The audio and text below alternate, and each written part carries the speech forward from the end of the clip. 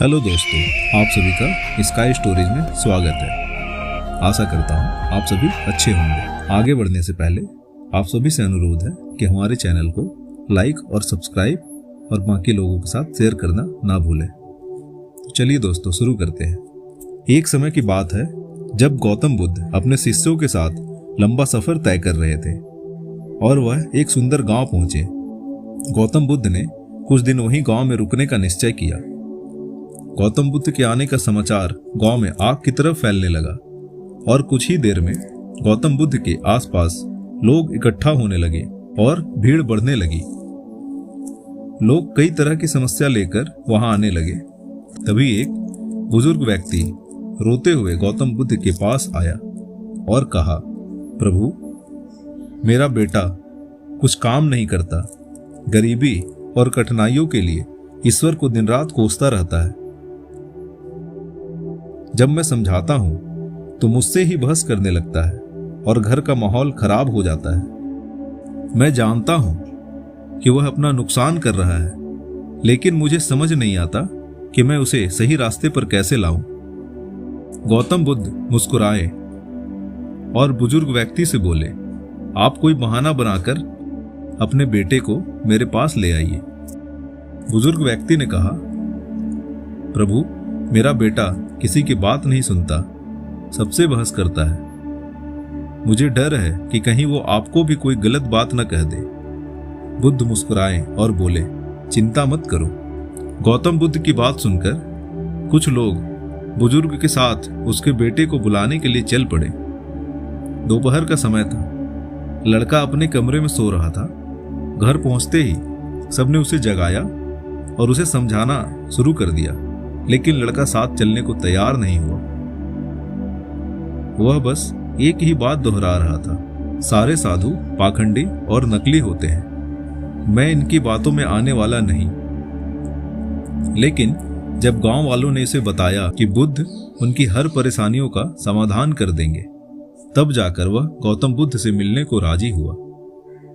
अपने बेटे को लेकर जब बुजुर्ग व्यक्ति गौतम बुद्ध के पास पहुंचे तो लड़का बुद्ध को उल्टा बोलने लगा कि किस बात के लिए आपने मुझे यहां बुलाया। अगर आप यह चाहते हो कि मैं ईश्वर को कोसना बंद कर दूं, तो मैं ऐसा कभी नहीं करूंगा, क्योंकि ईश्वर ने मुझे एक बेकार शरीर के अलावा दिया ही क्या है।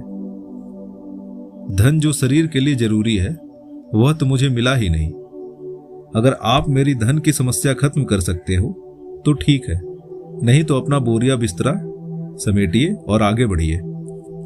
लड़के की बातें सुनकर गौतम बुद्ध मुस्कुराने लगे और बोले, मेरे दोस्त, मैं तुमसे ईश्वर की कोई बात नहीं करता, लेकिन याद रखो कि व्यक्ति के सुख और दुख का कारण उसके कर्म ही होते हैं। इसलिए किसी और को कोसने की बजाय अगर तुम मेहनत करो तो तुम्हारा जीवन आसान हो जाएगा। गौतम बुद्ध थोड़ी देर शांत रहे और समझ गए कि यह लड़का बहुत अड़ियल है, ऐसे नहीं समझेगा। गौतम बुद्ध उस नौजवान से बोले, मैं एक राजा को जानता हूं और तुम्हें उससे धन दिलवा सकता हूं। इतना धन मिलेगा कि तुम अमीर बन जाओगे, लेकिन बदले में तुम्हें भी कुछ देना पड़ेगा। वह लड़का बोला, मैं राजा को क्या दे सकता हूं, मेरे पास तो कुछ भी नहीं है। गौतम बुद्ध ने कहा,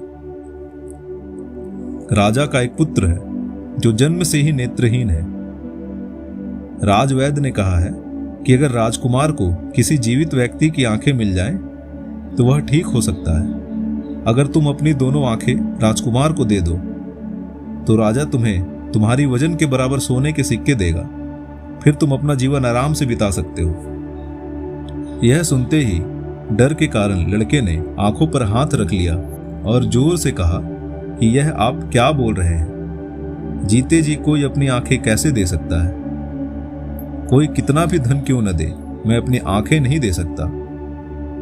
गौतम बुद्ध बोले, कोई बात नहीं, दो नहीं तो सिर्फ एक ही आंखें दे दो, फिर भी मैं तुम्हें तुम्हारी वजन के बराबर सोने के सिक्के दिलवा दूंगा।